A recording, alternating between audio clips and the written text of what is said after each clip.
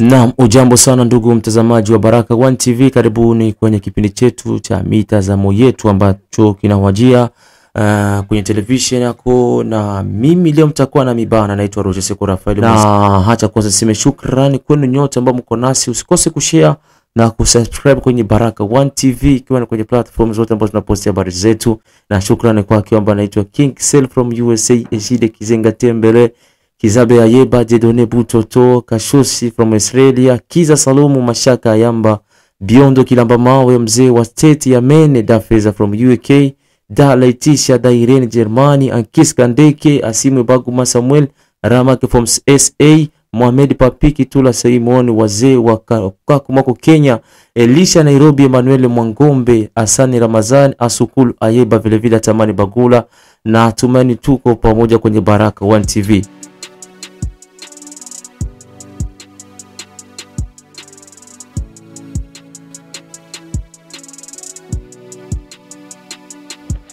Ndio hivyo ndugu yangu bwana Rajabu. Kwa hiyo kaka yetu Saidi kule tunashukuru, anatuchambulia mambo mengi na ni bingwa sana kwa siasa anajua, lakini pale ambako kuna sintofahamu kurekebishana ni kitu cha kawaida. Tanzania haina mchango mkubwa sana katika kuharibu amani ya Kongo, bali ina mchango mkubwa zaidi katika kujenga amani ya Kongo.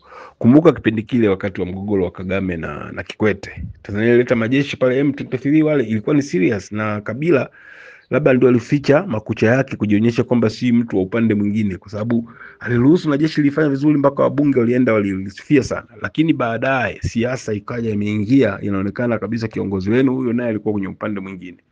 Sasa kinachotuumiza ni hicho, kwamba rais kwa nini hana msimamo?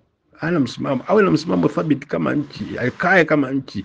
Kwa mfano hata akisema jitenge, funga mipaka yote, funga Tanzania, funga Zambia, mipaka yote ikae kama Kongo peke yake, watu hawatakufa njaa, kwa sababu Kongo haitegemei serikali hata siku moja katika maisha ya kawaida.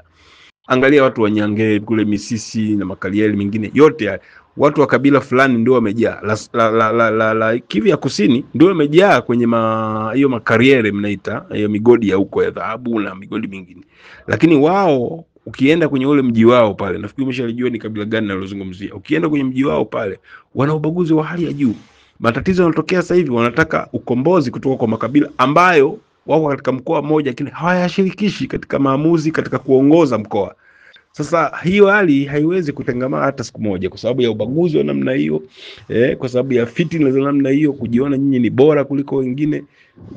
Mwenyezi Mungu ameumba kila mmoja ana kipawa chake. Unaweza kuwa wewe mzuri kwenye biashara, lakini sio mzuri kwenye kupika, sio mzuri kwenye kutengeneza boti, sio mzuri kwenye kulima. Kwa hiyo tunashirikiana katika mashirikiano hayo. Ndio maana hata wanasaidia alivyosema kwamba si kwamba Tanzania sijui nani mimi siongelee nchi nyingine, lakini nazungumzia Tanzania. Pia Kongo naye ina uhitaji wa mwenzake. Inaweza kuwa ina kila kitu, inaweza kuwa ina mali nyingi, na sio kwamba nchi nyingine hazina mali kama hizo ambazo zipo, dhahabu nini, kila sehemu Afrika kuna mali kama hizo, lakini inawezekana Kongo kuna uwingi wake na ule special wake. Sasa advantage ambayo inatumiwa kwanza, aina ya mkoloni ambaye alitawala hiyo nchi, nafikiri aliyopandikiza watu ujinga wa hali ya juu.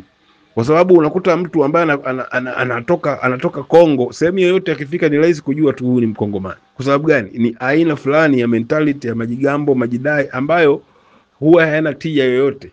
Kwa hiyo mtu ambaye ni mwerevu atajishusha kwako wewe ambaye unajiona mjanja, halafu anakupenetrate na ingia na kutawala. Na ndio maana unaona hiyo au kanchi kadogo kanaweza kanaipindua juu chini, juu chini, juu chini. Majeshi ya Burundi yalikuwepo hapo wakati wao wavamizi wanaingia, lakini walibidi na wenyewe withdraw, kwa sababu wanaona wenyeji wanakimbia, washachukua hela, washachukua rushwa, washafanya hawapigani katika ile uhalisia wa moyo. Ingekuwa jeshi lote la Kongo lipo kama sifahamu wewe bana Baraka TV ni kabila gani, lakini kuna kabila moja hilo Wabembe ambao nilifahamu na nimekaa nao. Wabembe ni watu wakarimu sana, watu wazuri sana. Wangekuwa na msimamo wa mapigano ya kizalendo, makundi yote ingekuwa na mpigano na msimamo kama huo, nafikiri kila kitu ingekuwa iko sawa. Umeona sasa hivi kuna mgogoro hapo, warudi kwao. Wewe mwenyewe juzi umezungumzia hapo, kuna baadhi ya makabila yanasema kwamba waende kwao, warudi kwao. Sasa mkishaanza utengano na namna hiyo, adui yenu ni mmoja, adui anachukua nafasi, ana penetrate. Ataweza kufanya chochote anachotaka kwa kutumia pesa, kwa kutumia majeshi, kwa kutumia nini. Matokeo yake mwisho wake inakuwa ni hasara tu. Lakini mkubwa ni rais. Mimi siwezi kumlaumu mtu yeyote katika nchi zaidi ya namba moja ni rais. Ndio maana naona hata Tanzania tunampiga mawe sana rais. Samia fanya hivi, Samia fanya hivi. Ndio kuna mambo ambayo wasaidizi wake wanafanya, lakini kuna kauli ambayo wewe ukitoa kiongozi wa juu, sio kila siku kuongea tu vifaransa ambavyo havina tija yoyote. Peleka watu.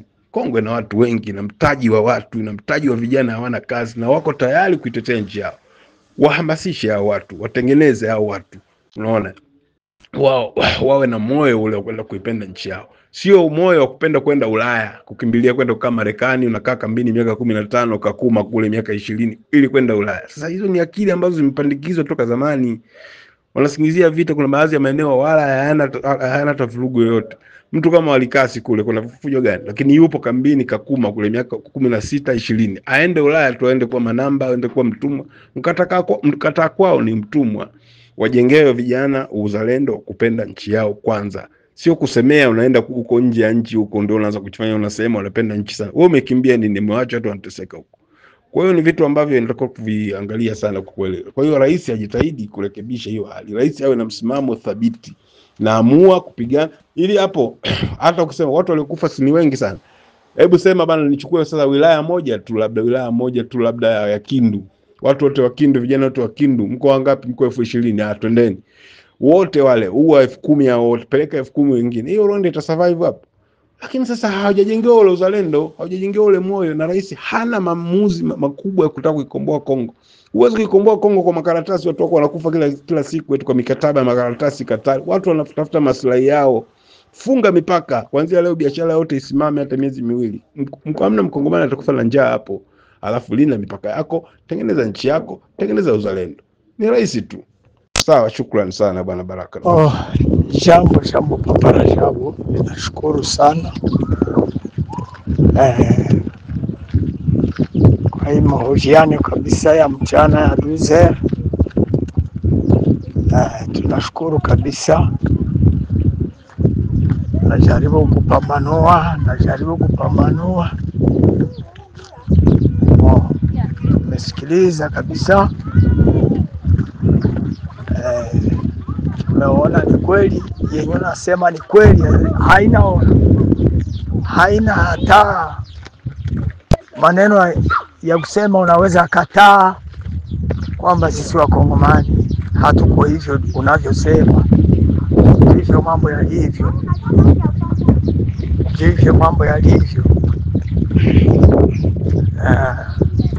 Neno moja nilitafuta kusema Papa Rajabu, Tanzania wanasema wana mizamo, na ni kweli wana mizamo, sio uongo. Lakini neema ya Tanzania sio neema ya Kongo. Neema ya Tanzania walitawaliwa na Waarabu. Nyuma ya Mwarabu kutoka Mwingereza akaingia naye akaja akawatawala. Tanzania hayatawaliwa na Mfaransa, bali walitawaliwa na nchi ambazo zinajua majukumu ya mtu. Lakini Mfaransa ambaye alitawala Kongo pamoja na Mbelgiji ambao walitawala Kongo yetu, hawakutawala Kongo kwa ajili ya kusaidia Wakongomani, bali walitawala Kongo kwa ajili ya kuua Wakongomani. Na kuua mtu sio kwamba umechukua mpanga unamkata kichwa njoo kumuua mtu. Huko mtu anayeishi duniani, lakini yule aliyekufa anamshinda. Ndio hivyo mambo yalivyo. Nilitamani kukwambia kama tatizo la Kongo kusema litoke ni maombi makubwa, ni kwamba Mungu ndio asimame atukumbuke, sababu nchi zilizotawala nchi hii ni nchi mbaya ndugu yangu, sio nchi nzuri. ni nchi za uovu, ni nchi za mashetani, ndizo zilitawala na ndio zinasababisha tunaishi mwa magumu yote. Ndio hivyo ndugu yangu, sababu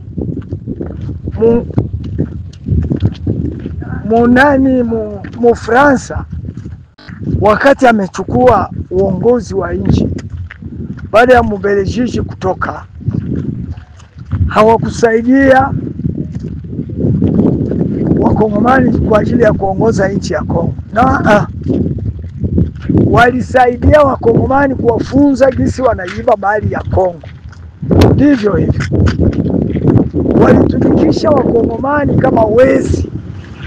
Hawakuwatumikisha kama watu wanaowafundisha habari za uchumi wa nchi. Burundi na Kongo iko napigana na EAC. Iko napigana na nchi sita. Nchi gani? Iko napigana na Uganda, iko napigana na Rwanda, iko napigana na Sudani, iko napigana na Kenya, iko napigana na Somalia, iko napigana na Ethiopia. Nchi sita. Sisi tuko nchi mbili.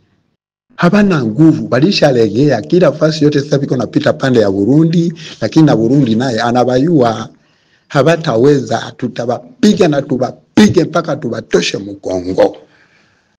Na lazima wakikamata Uvira, batakuya banataka bakamate na Burundi, bakamate na Tanzania, bafanye hima empire, tusi empire.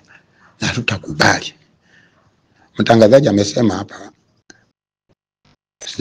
mtangazaji wa saa sita amesema, haba watu bangetoka kwa wazungu, EAC inaikala sie wote pamoja na Kongo, tunatoka kwa wazungu, lakini haba watu hawawezi kutoka kwa wazungu.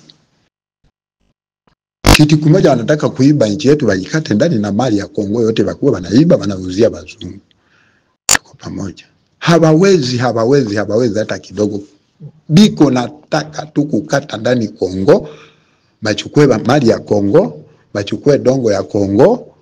Basi. Na mtaonaka Nord Kivu na Sud Kivu Bakongomani batatoshaka.